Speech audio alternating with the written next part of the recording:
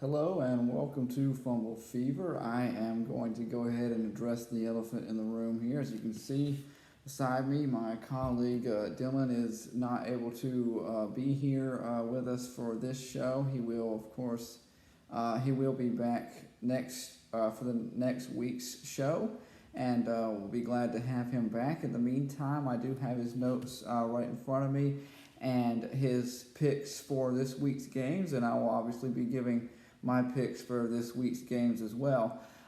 There's a lot of really good games going on this week in college football, and there was a lot of big news that happened in college football as well. And very excited to be delivering that to you, and just excited overall to be able to be talking about that in general. So I am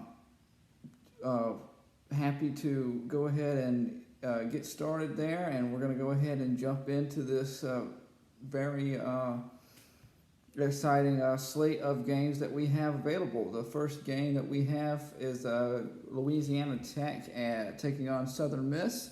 Dylan says that Louisiana Tech missed practices due to the hurricane and the recent weather out there, and of course our thoughts and prayers go out to all those that are affected by that hurricane, as many have lost power and a lot of flooding issues involved with that. But he, because of the missed practices, is saying that Southern Miss will take the W over Louisiana Tech.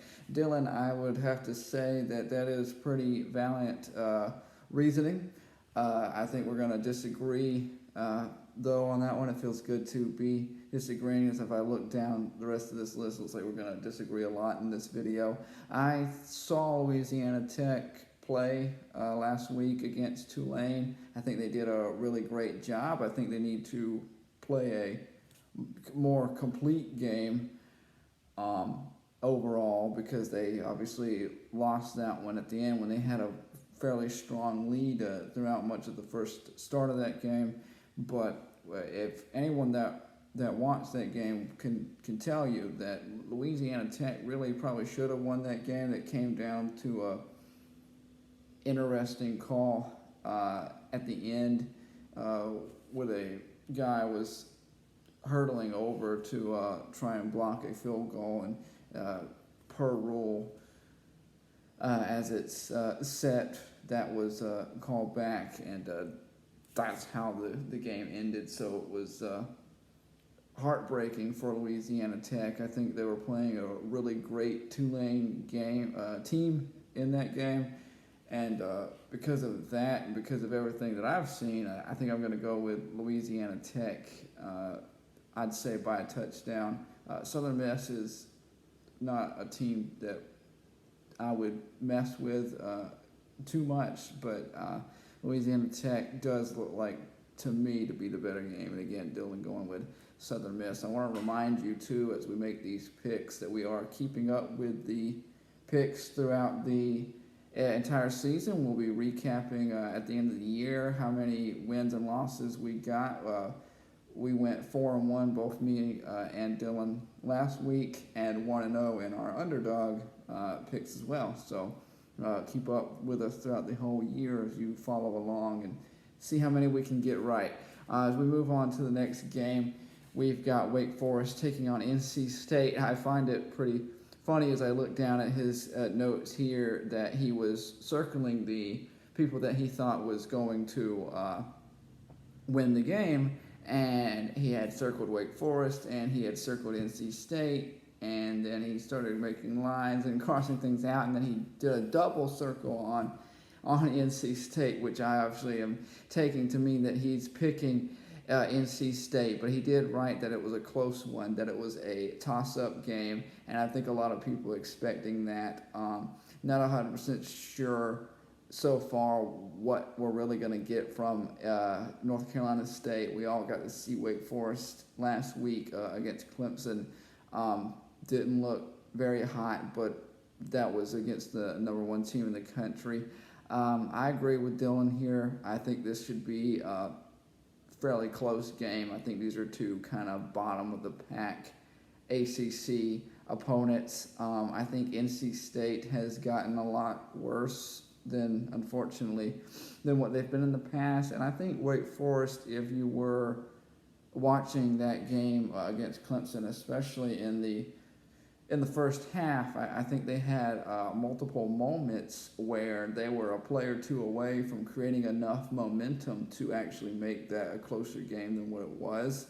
I've always been a fan of Coach Clausen, and I think Sam Hartman, the quarterback for Wake Forest, has done a nice job. And of course, they have a absolute freak of nature on the defensive side, on the defensive line of the ball. So again, we're going to differ on this one as well. Dylan goes with NC State. I'm going to pick Wake Forest, but we both agree that it should be a close one. As we move, continuing down the line, we see Central Florida taking on Georgia Tech. This is an interesting matchup. It's not one that we're going to ever get to see very often. Dylan's notes goes very close to what I have here. He says that the better talent overall is going to be the difference maker, as the game will end up being close all the way to the fourth quarter. But at the end of the day, Central Florida will pull away with the victory.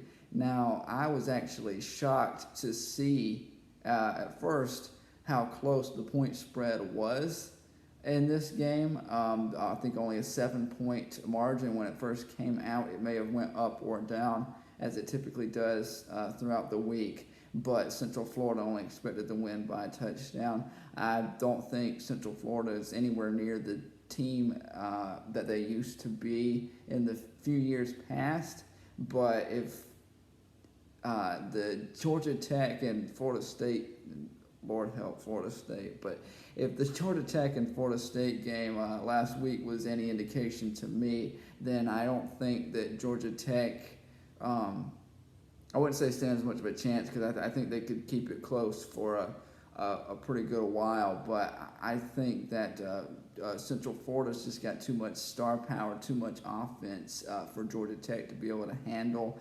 I think that Georgia Tech really lucked out in that game to beat a very pathetic looking, I would say, Florida State team, who clearly, for Florida State, did not improve their offensive line whatsoever.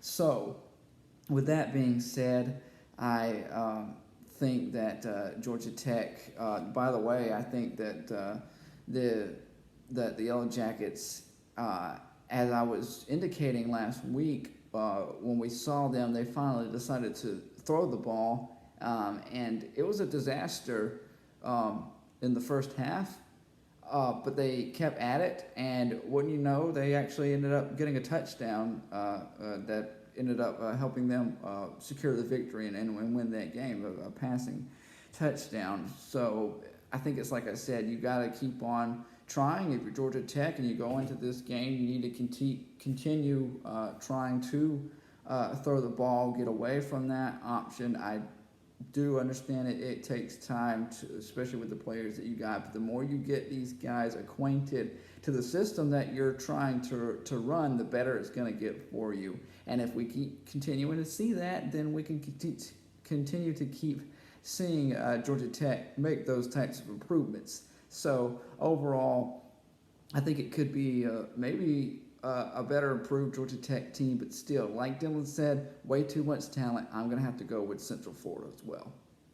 As we continue through our list, we have Appalachian State. They are riding a huge win streak, and they are taking on Marshall.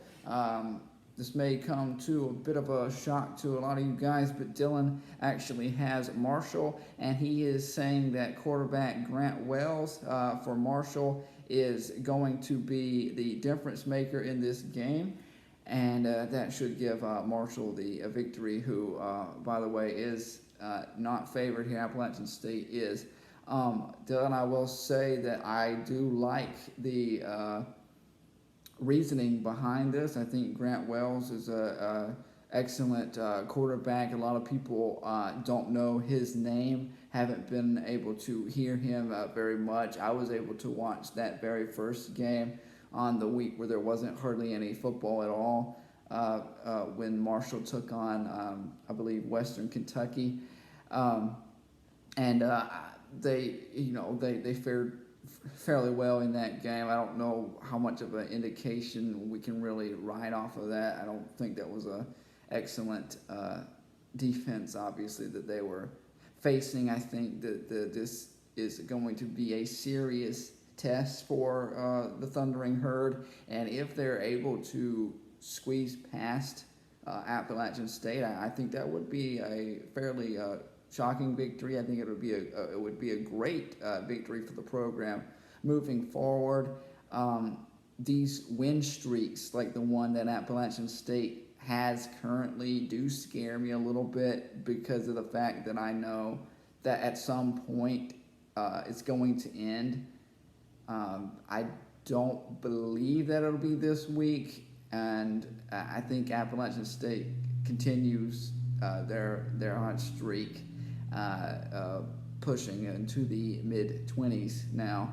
And I do like this Appalachian State team a lot. And when I look at their schedule, I don't also see too many other stumbling blocks coming up down the road.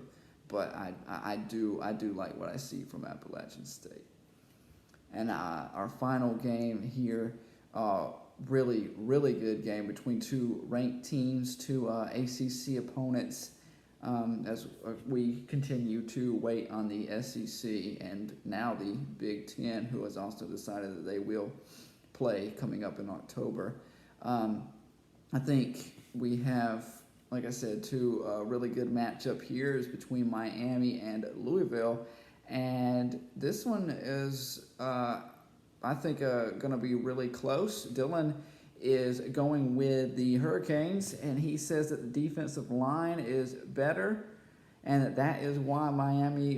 That's why Miami will win. I think in a game like this, Dylan, that certainly could be a pretty good indicator. It could be. It could come down to something such as the defensive line. I happen to believe that this is probably, definitely, I would say, at least for this week, the best quarterback play that you're going to see from any game. I think that these two quarterbacks from these two teams are two of the most underrated or possibly overlooked quarterbacks in the ACC. I believe King for Miami, the transfer over from Houston, has a lot yet to prove.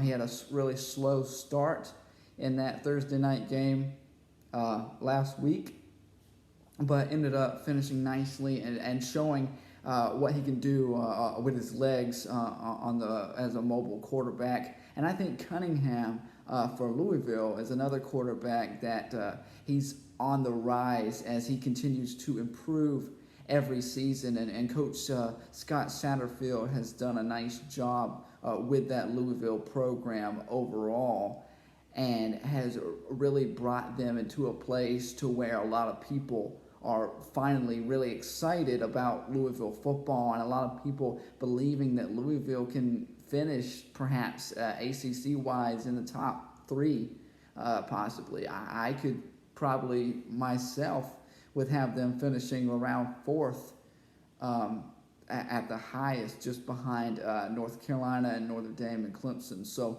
very high props for Louisville indeed. And I think Miami, a team on the rise as they continue, could end up being right there just behind them, perhaps at that number 5 spot in the ACC.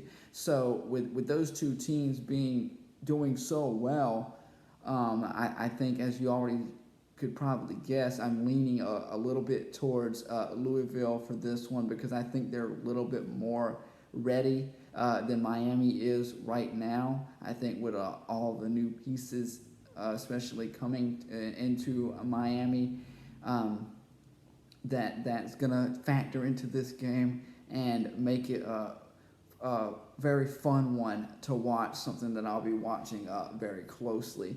Overall, though, I'll have to go with Louisville. So to recap on our games, me and Dylan only agreed on one game, that was Central Florida, and then the other ones we all differed on. So somebody's going to finish this week very strong. Somebody's going to finish not so strong. But before we get out of here, we need to do the underdog picks. And Dylan's underdog is actually on our Saturday slate of games. And if you haven't guessed it by now, that is Marshall. He is feeling very confident, I would say, in Marshall for him to not only pick them to win the game against Appalachian State, but to also be his underdog pick and make sure that that counts twice on our board as we continue to look at all of our wins and losses throughout the season. So watch that game, watch Marshall, watch the Thundering Herd. My upset pick, I am going to actually go out on a huge limb here, and it's going to be something that a lot of people might want to write down. I'd say it's a pretty risky move, at least I believe, but I'm going to actually pick Georgia State. They're taking on Louisiana Monroe. I believe everyone obviously realizes that Louisiana Monroe just came after a monstrous victory over Iowa State. They are actually now ranked, thanks to that victory, number 19 in the nation, and I absolutely love Louisiana Monroe. I do, and I think they're an excellent football team, but I just have some type of odd feeling that coming off of that high from that win and having to go into a noon kickoff game against Georgia State, who runs the triple option that nobody hardly ever sees anymore. Louisiana Monroe is certainly not used to seeing playing in the Sun Belt. That Georgia State, who is actually a fairly decent program, might end up slipping up and beating them, especially since they're able to play at home. So I'm going to go with Georgia State and take that shot in the dark, and we'll see what happens. If you want to continue for more football news, you can continue to follow us, of course, on YouTube at Fumble Fever. You can follow us on Twitter at Fumble Fever as well. And you can catch us next week when Dylan will be back beside me where he rightfully should be. Until then, I would like to thank you guys and appreciate you watching.